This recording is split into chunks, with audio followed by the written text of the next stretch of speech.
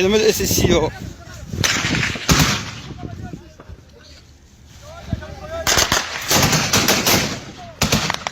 ومقالة عرقاو كعسن waxay la kacsan tahay magaaladu ciidankeeda ay taageersan tahay guul iyo duldarrada ciidankeeda ay taageersan tahay waxaanu leenahay daaradka Cergaabo jooga ka guura sida ugu dhaxsiya badan soo dhawaada xalay waxaan ogsoonayn in magaalada Cergaabo lagu diray dhalinyaro reer SSC Khaatumo ah oo ganacsato qaarkood ah qaar kalena la dhaawacay nin waa uu dhintay oo muuqaalkeena hore wakaan idin kula wadaaga Allah u naxariistee Sheikh Salman nin ganacsado ahaa Sheikh Salman Aadan Cabdi Madoobe ninkaasi nin dhalinyaro ah oo active ah oo dhalinyarada firfircoon ee magaalada Cergaabo kamid ah oo waliba ragga ugu firfircoon ah ayuu ahaa markii horeba isagu lamuusan dhul dhicinba laba kalena dhaawac bay ahaayeen oo labadii dhaawac ahaa mid baa isagana haddana geeriyooday oo magaalada Cergaabo ku geeriyooday intaasi ayay taagneyd haddaba waxaa haddana dhacay weerar kaleeto oo kooxihii fidmo wadayaasha ahaa ee argagixisada ee Muuse Biixi haddana ay qaadeen walow waxaysan filaynin bay la kulmeen deegaanka Goof ayuu dagaal ku dhaxmaray ciidamo jamaahiirta iyo sidoo kale kuwii fidmo wadayaasha ahaa ee Muuse Biixi oo markii hore doonayay in dhalinyaro halkaasi ku sugnaa oo jamaahiirta ay laayaan ayuu dagaal daqiiqado socday ku dhaxmaray Muuse Biixi iyo rijimkiisii laba looga dilay hub iyo gawaadhina waa laga qabsaday waa dul istaagi doonaa dagaalkaasi sida uu dhacay halka uu ka dhacay iyo sidoo kale xogihii ugu dambeeyay dilalka 24 saac ee ugu dambeeyay tirada la kala marayo ayaynu dul istaagi doonaa waxaan dhinaca kale eegi doonaa sidaan maqlayseen codkii hordhac ahaa caawa way isku soo baxeen kooxihii taageersanaa mujrimka la yiraahdo Muuse Biixi ee dadka shacabka masaakiinta laynaya magaalada Cergaabo kuwii ku sugnaa caawa way isku soo baxeen inta isku soo baxeen baa waxa la leeyahay ciidankan garab taaganahay waa guuliyo guuldarraba waa garab taaganahay way ogsoon yihiin inaysan guuleysanaynin mogta arbay leeyihiin guuliyo guuldarraba waa garab taaganahay ciidanka qarankan garab taaganahay caawa way isku soo baxeen waad maqlayseen daaroodow naga guura waa adduunyo Soomaalida dhexdeeda ku cusub maanta nin intii magaaladiisa iyo gurigiisa loogu imaaday naga guur haddana la leeyahay waa arrin cusub oo ugubaho Soomaalida ku cusub weeye waa dul istaagi doonaa iyadana waxaan dhinaca kale iyadana dul istaagi doonaa maamulka SSC Khaatumo oo war ka soo saaray duulaankaasi Muuse Biixi uu abaabulahayo ee dadka shacabka lagu beegsanayo ee qaarna lagu laayay qaarna lagu dhaawacay abaabulka iyo sidoo kale kicinta iyo hurinta colaada dadka dariska ah ee Isaaq iyo sidoo kale deegaanadan SSC dadka degan iyadana waa dul istaagi doonaa soo dhawaada muuqaalka like saar aragtidina noogu reeba qaybta commentiga aynu u horeynay horta magaalada Cergaabo waqti xaadir karo inala hadlayo oo xilli dambe ah markay ahayd waliba 12 habeen ama 6 habeen midka u taqaanaba mudaharaad baa ka bilowday kooxihii Muuse Biixi uu gaabinay waa la isku soo baxay ciidankan taageersanahay anagu ciidankan taageersanahay guul iyo guuldarraba muuqaalka hordhacana waa muuqaaladii caawa laga duubay dadkaasi isku soo baxay ee dambiilayaasha Muuse Biixi iyo kooxaha la shaqaysanaya qooleysatada ah waa kooxaha dad taageersan weeye oo masaakiin oo iyagu waxba aan kala ogeyn run ahaantii hadday wax ogaan lahaayeen guryahooday amni u joogi lahaayeen oo ma isan dandaansadeen dadka halkaasi ku sugan ee la degan magaalada waxa weeye iska leh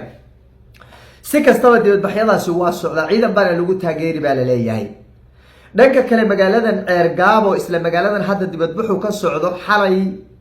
wiilal ama dhalinyaro aan dhahnay ganacsato qaarkooda qaarna dhalinyaradii magaalada ah reer SSC Khaatumo ah dhalinyaradii ugu firfircoonayda ayaa lagu weeraray iyagoo uu iska jooga halkooda baa weerar intii lagu qaaday yaa ninna la dilay labana la dhaawacay labadii la dhaawacayna mid kaleba geeriyooday baa la yiri taas ودولانك يدبدبحيدا يا أبابلك موسى بيحي يا كوحديسو أي ودوي هالكاينونيك رئيسي maxay qaadeen oo tallaabo ah iyaga oo dhalinyaradan reesasi khaatumo ay ku sugan yihiin magaalada Ceergaabo ay sana ka dheereen ciidamaduna ay joogan awoodna ay u leeyihiin in ay qabtaan kooxdaasi oo dagaal ku qaadaan ay haddana waxa weeye ay isxakameeyeen oo ay ka warsugeen maamulkooda oo kala dambeynta iyo sharciga ay ilaaliyeen iyagoo intaasiba ku samray dilalkaasi dhaawacyada iyo sidoo kale weerarada dhalinyarada lagu sameeyo oo ku samirsanba oo le waxa weeye maamulkiina ka warsuga ayaa maanta haddana deegaanka goof iyo jiidali labadaba waa la isku hadalay waa la isla hayaa qaybna waxay leeyihiin dadku jiidali qaybna waxay leeyihiin goof labadaasi deegaan midku noqdoba bayba ayagii magafayaasha ahaa waxa weeye dulmi wadayaasha dadka laayay ba afka darq uga soo yiri dhalinyarada jamaahiirta halka ku sugnay waa duleedka Ceergaabo qadbay ka galiyeen marka ku qabo waa ka dhacday ku qabooji baa laga say hub waxay haysteen oo duulaan bay wadaniya hub waxay haysteen gaarigii ay wateen oo ayba ku soo weerar tageen halkii baa lagaga qabsaday labana halkaas lagu dilay saddexna waa laga dhaawacay kuwan SSC khaatumana laba nin baa ka dhaawacantay sida la sheegahayo walow aan wali goob jooge aan toos u wacay oo iga qabtay telefoonka uusan jirin dhowr telefoon baan garaacay ima suura gelin inay iga qabtaan taasina waa dagaalka maanta dhacay xalka magaalada Ceergaabo marka waa sidee hadda haddii marka inta la kala joogo dilalka ay yihiin abaabul u socdo xalka sidee u egyahay sansaan noocee ayuu leeyahay magaalada Ceergaabo sansaanteeda ninka iskale ayay u hadhi doontaa saadaashu waa sidaa ninkii iska lahaa unbay u hadhi doontaa laasacaanood markii lagu dagaalamay 9 bilood oo xiriir dagaalku uu socday qofkii dadkii iska lahaa uu soomayn hadhin Ceergaabo dadka iskale bay u hadhi doontaa waana la farasaari meehe bartankeeda inta la isku qabsado yaa dhiig la iskaga keeni doonaa oo arki doontaan SSC dhinacoodu baaqiyo badan bay direen tixgelin badan bay sameeyeen waxay ku baaqeen in magaalada nin walba intii leeyahay uu maamusho nin walba intuu leeyahay calankiisa ka surto nin walba shacabkiisa taageersan oo maamusho si nabadgelyo inta la iskugu imaado odayaasha dhaqanka iyo maamulka la isku imaado in la yiraahdo waradigana intiina calan ka surta annagana intaanaan calan ka suranayna arinta waa la qaadan waay bal waxaa la sameeyayba abaabul iyo waxa weeye wax la yiraahdo degdegleyn iyo sidoo kale hanjabaad Ceergaabo ha u malayn la saacanood oo kale Ceergaabo ha u malayn la saacanood oo kale Ceergaabo waxa weeye martibaad ku tahay barqin baa laga baxaya kan baa laga yeelaya babo waraw nabad baa ku baaqay nabad baa kugu baaqay waxan aad leedahay Ceergaabo waa lagu kala bixiyay sideen bay noqon la saacanood bay waxa maxaa ku gaarsi aanu nabad baan ku baaqay nabadda ma ila qaadat waa diideen reerkii saaq la dhahay way diideen nabadaasi way diideen waxa la yiri annaga haddaan nahay isaaqa degan halkaas isaaq oo dhan haddaan nahay Ceergaabo annaga iskale la saacanoodna idin kale Ceergaabana annaga iskale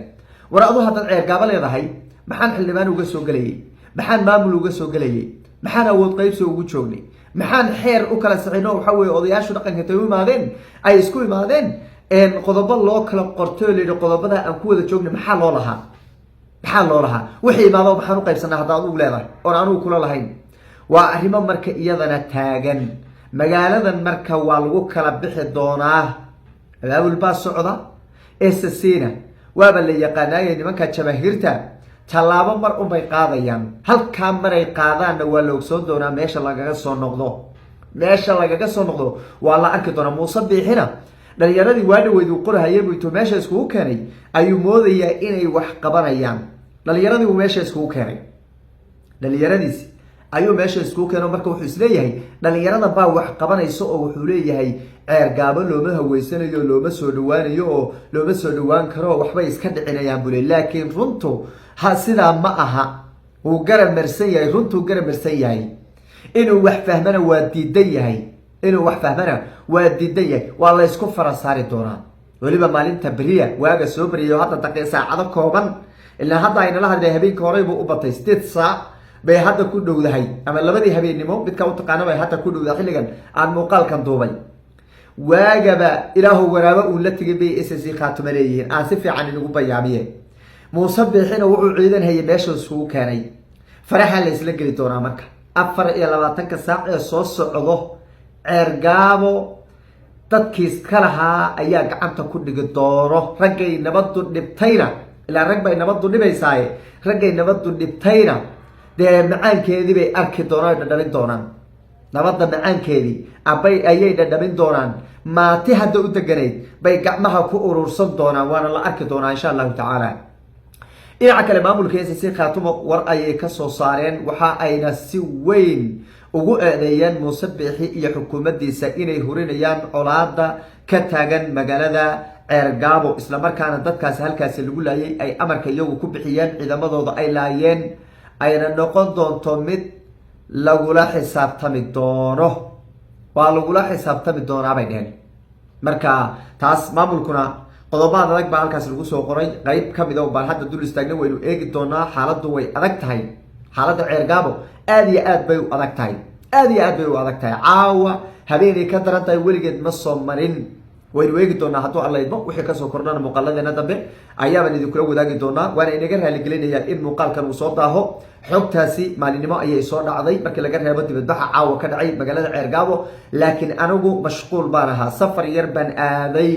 safarkaas baan mashquul ku ah hadda laakiin nabad baan ku tagay maqaaxidaydana dee waxa weeye wararka kala socoteena dee waxa weeye bari wixii ka bilowdo halkeedii bay halkanka kasii wadi doontaa idinkuna ku xidhnaada nagu soo biiriya wixii xogood haysaan qaybta commentiga noogu reeba wixii xog ah oo kasoo korodha halkaasi haddii aad ku sugan tahay gobolka Sanaag iyo sidoo kale Cayn ama Soolba aad ku sugan tahay fadlan way xoogad haysid nagula wadaag qaybta hoose ee commentiga kale si toos ah ayaad noola soo xiriiri kartaan oo lambarkayda waxaad ka heli kartaan page-ka Facebook aan ku leenahay ee Warsame TV haddii aad gashid muuqaalo waxaa jira uu saaran yahay profile-ka kale uu saaran yahay lambarkayda iyo sidoo kale to